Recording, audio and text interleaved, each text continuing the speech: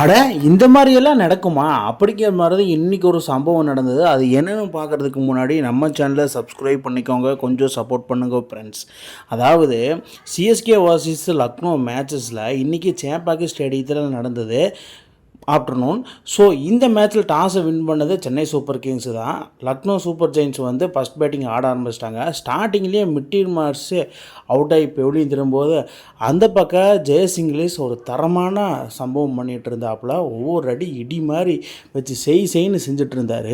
So அதன் காரணமாக LSG வந்து பார்த்திங்கன்னா 6.1 ஓவருக்கு 92 ரன் அடித்தாங்க. பவர்லேயே கிட்டத்தட்ட 90+ ரன்ஸ் அடிச்சிட்டாங்க.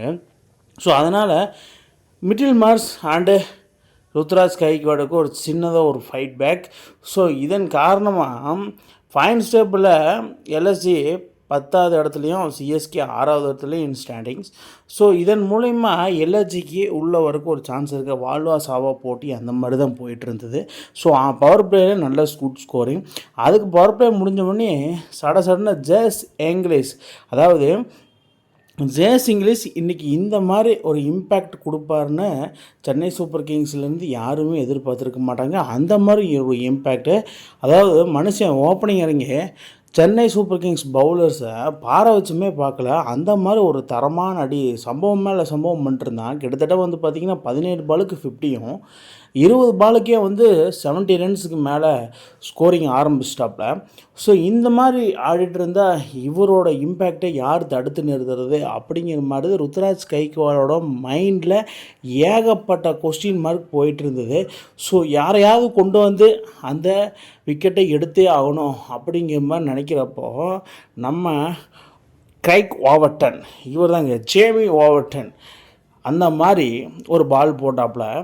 செம பால். அந்த பாலில் வந்து சாம்சன்கிட்ட கீப்பர் கேட்சை கொடுத்து அவுட் ஆகி போயிடும் திரும்பிட்டார் 85 ரனில்.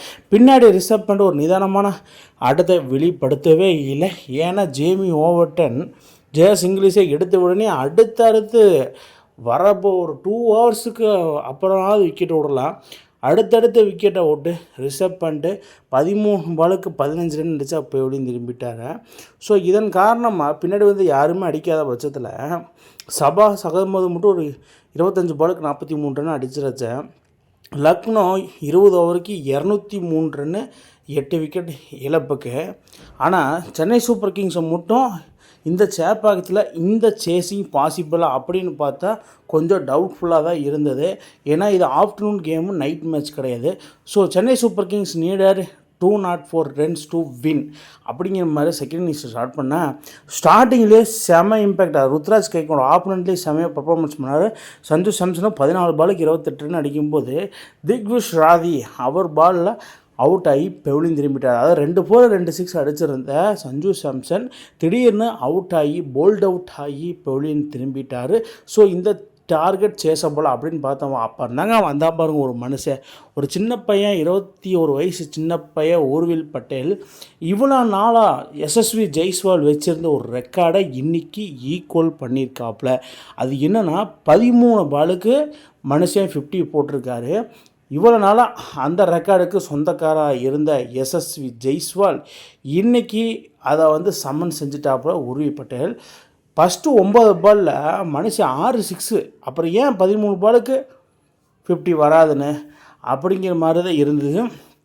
50 அடிச்சுட்டு அது ஒரு செலிப்ரேஷன், என்ன மாதிரி ஒரு செலிப்ரேஷன் ஒரு.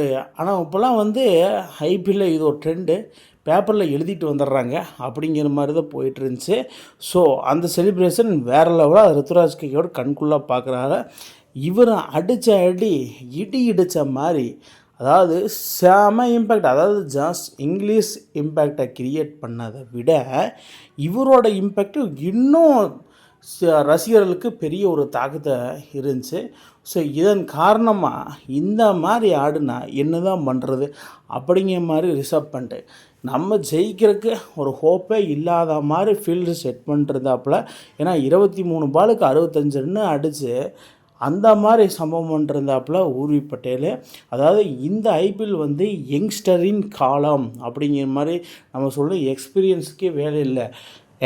யங்ஸ்டர்ஸ் இறங்குனாங்க, தில்லுக்கு தொட்டுன்னு ஆடுறாங்க. ஸோ அதன் மூலிமா அதுக்கு ஒரு பர்ஃபெக்ட் எக்ஸாம்பிள்னால் வைபவ் சூரியவன்ஸ். அந்த லிஸ்ட்டில் வந்து பார்த்திங்கன்னா நம்ம ஊர்வில் பட்டேலை இந்த இடத்துல நம்ம சொல்லியே ஆகணும். ஏன்னா அந்த மாதிரி இன்றைக்கி ஒரு சம்பவம் பண்ணாப்புல.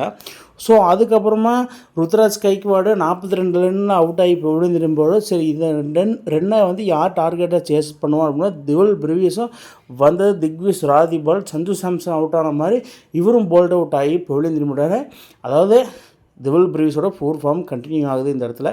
ஸோ ஃபைனலி பிரசாந்த் வீரும் சிவம் துபேவும் சிக்ஸர் மேலே சிக்ஸ் அடித்து கடைசி ஓவரில் திக் மூமெண்ட்டை க்ரியேட் பண்ணி அடித்து முடிச்சிட்டாங்க. CSK win by 5 wickets. அதாவது மேட்ச் ரிசல்ட்டை பொறுத்த மட்டும் 20 ஓவருக்கு 203 ரன்னு 8 விக்கெட் இழப்புக்கு அடிச்சிருந்தாங்க லக்னோ அணி. 204 ரன் அடித்தா வின் பண்ணிடலாம் அப்படின்னு ஒரு டார்கெட்டை சேஸ் பண்ண சென்னை அணி 19.2 ஓவரில் 208 ரன்னை 5 விக்கெட் இழப்புக்கு அடித்தா சிஎஸ்கே வின் பை 5 விக்கெட் என்ற சாதனையை படைத்தது. ஸோ சிஎஸ்கே இந்த மாதிரி கடைசி ஓவரில் போய் வின் பண்ணுவாங்கன்னு யாரெல்லாம் ப்ரிடிக்ட் பண்ணீங்கன்னு கீழே கமெண்ட் பாக்ஸில் கமெண்ட் பண்ணுங்கள் மக்களே. இந்த மாதிரி இன்ட்ரெஸ்டிங் கிரிக்கெட் வீடியோவை தெரிஞ்சுக்க நம்ம சேனலை சப்ஸ்கிரைப் பண்ணுங்கள், லைக் அண்ட் கமெண்ட் பண்ணுங்கள். மேலும் உங்களுக்கு வீடியோ வந்துகிட்டே இருக்கும்.